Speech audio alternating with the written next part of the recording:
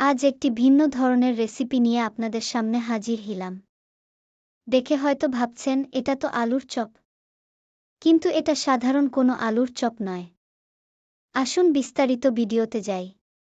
প্রথমে একটি মিষ্টি আলু নিবেন।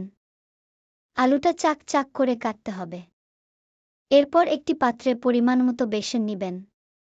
তারপর এতে অল্প অল্প করে খাবার সোডা, লবণ, রসুন বাটা, মরিচ, হলুদ, জিরা এবং ধনিয়ার গুঁড়া দিতে হবে।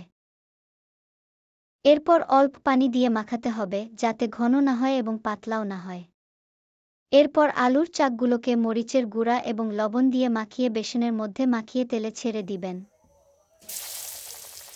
কিছুক্ষণ পর উল্টিয়ে দিতে হবে যাতে পুড়ে না যায়। এরপর একটি পাত্রে পরিবেশন করুন। এই তো হয়ে গেল স্পেশাল মিষ্টি আলুর চপ। ভালো লাগলে কমেন্ট করতে ভুলবেন না।